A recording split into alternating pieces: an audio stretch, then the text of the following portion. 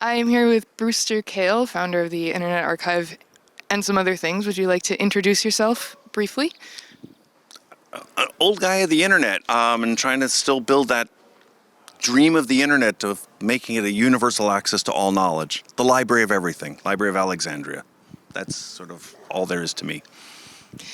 Great. So that gets right to my first question, which is I have heard you describe yourself a number of times as a librarian at heart. And would you like to talk about why that feels important to you or why that calls to you specifically? Oh, librarian is a great field, right? You get to go and work with all of these different ideas and put them together and then just try to make them more useful to people. And it's also got another nice characteristic to it, is you get paid to give things away, right? It's sort of perfectly adapted for the internet. They just try to make it so that you can go and distribute money to authors or creators, right? Because you're funded, and then they get paid, but then and users get it for free. How great is this? It's a terrific tradition. And the idea that it fits on the internet was sort of a surprise to people decades ago, but no longer. The Wayback Machine, which, an archive of the World Wide Web, is seen as actually useful to people now. It was sort of thought of as crazy. The idea of going and making it so people can upload things to a nonprofit that is going to take care of it for a long period of time also now seems to make sense, because we've now seen GeoCities or Live, Journal or, whatever endless numbers of companies go under with millions of people's of their memories. So the idea of having some permanence to this in this seemingly ephemeral digital world is now not seen as crazy. So it seems less crazy to other people now. Is this something that you saw coming from the beginning, or has it kind of surprised you as well? Mostly this is what we've been trying to build. I mean, so back in the late 70s and early 80s, there was this ARPANET thing, and we wanted to make it into, we needed digital publishing to happen. And then once we had digital publishing, we could go and build a library that could be accessible to everybody. So we had some conversations about, how much information is there?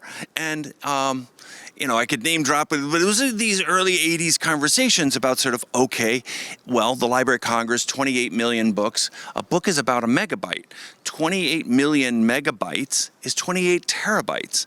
Back then, that was but we knew the curves, and we've been on those curves. So actually, the Internet Archive now collects about 50 to 70 terabytes a day. So in terms of the equivalence of the number of words in the Library of Congress, we collect more information than is in the words of the Library of Congress before lunch. That's a lot of words. It's a lot of words. So, slightly changing tacks. Librarians tend to be portrayed as these sort of nerdy, quiet, stern figures. They shush you and they sit behind a desk. But every once in a while, you get librarian characters. I'm thinking of the librarian of the Unseen University in the Terry Pratchett universe, who's like an orangutan who mostly pretty nice, but you don't want to cross him. Do you have any librarian heroes, fiction or nonfiction? Oh, they're the hero librarians of my world. Vanderbilt Television News Archive. 1968, they started archiving television, and they were sued every which way by CBS and others. Basically, New York said, the world is going to end, capitalism is going to fold because a librarian made a copy. And the librarians at Vanderbilt University said, no, we're going to need to actually record television to be able to know what happened.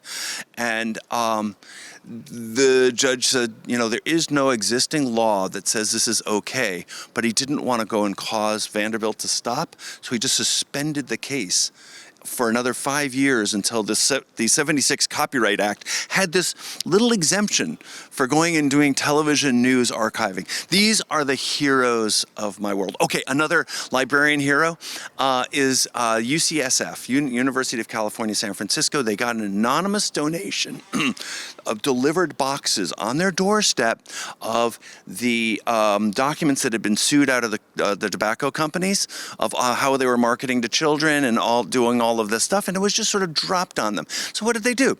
They digitized them and put them on the net, and they got sued every which way since Sunday for trademark, for copyright, for every which way. And the judges said, no, we actually need some libraries like this. So these are the heroes of my world. Inspiration to us all. That's our time. Thank you so much. Thank you, everybody. Thank you.